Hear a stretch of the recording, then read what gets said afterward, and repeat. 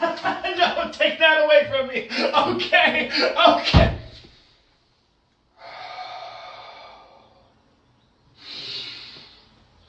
Don't cry, don't cry.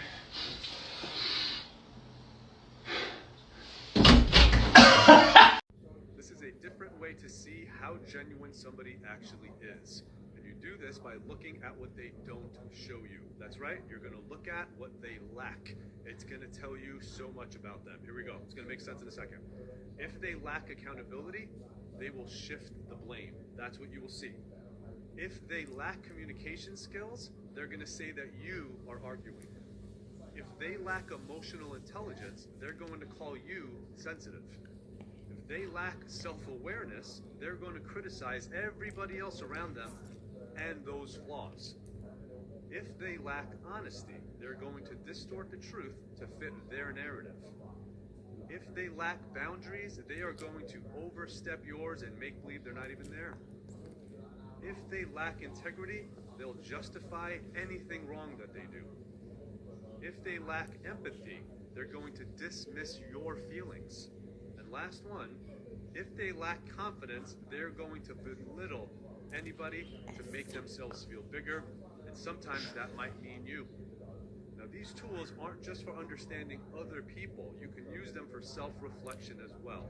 I try to sit down once a week, go through these, and make sure that I did not fall off my path. That is absolutely normal, but you need to check in with yourself to realign and ensure you're on your path. What matters is not falling off. What matters is catching yourself and getting back onto your path. And this is a great tool to do that, not just for others, but for internally what you're doing as well. If you find any of those things, it just simply means it's time to grow and heal. Don't punish yourself. Don't be mad at yourself. Now let's work together on self-awareness, emotional intelligence, and boundaries. DM me today if you want to start working on this journey. Ain't nothing gonna break my stride. Nobody gonna slow me down. Oh no.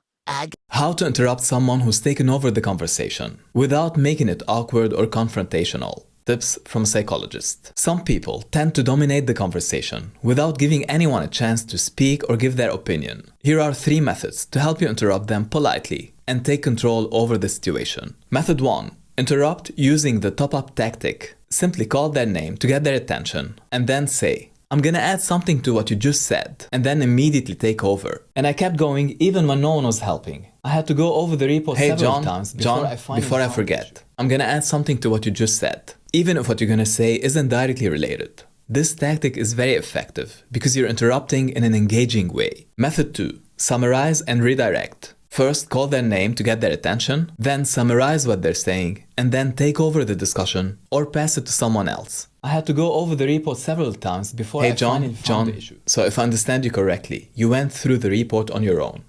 Jenny, did you get the chance to review the same report? And method 3, the exit tactic. This one is especially helpful when you hit a dead end. Here's what you're gonna do to end the discussion. Look at your watch or phone to check the time and then let them know you have to wrap things up. I had to go over the report several times before I finally found the issue. I gotta leave. I'm glad we got to talk about ADHD and orgasm struggles. This is something people don't talk about, and this is something that's real, and that's why I like to actually share on this. It's something I wish I would have known. I got diagnosed ADD at 13, re-diagnosed ADHD at 17. No one ever told me about this.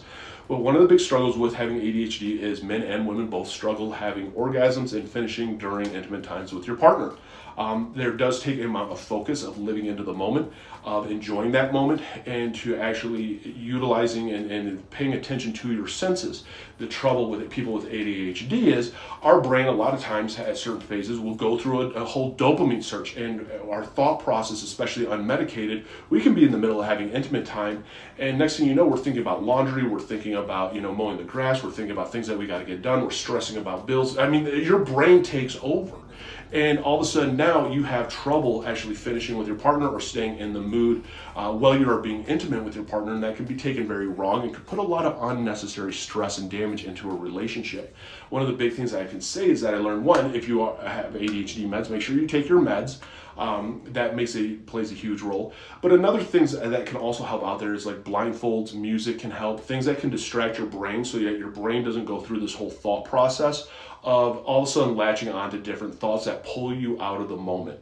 And it's important, I think, that we talk about it because these are struggles that people do face that a lot of people don't talk about. It is something that if you find the right ADHD doctor, they understand and know what this is about. You can have these real conversations and find different healthy coping for you. But that's what it's about. Is the last thing you want to do is have ADHD wreak havoc on the relationship that you have, especially in the bedroom. Oh, hi. Hi, we finally meet. Yeah. Hi. Hey. This is how you look like. Spin around. Okay. What a bitch. I always thought that ADHD is that you can't pay attention. Same.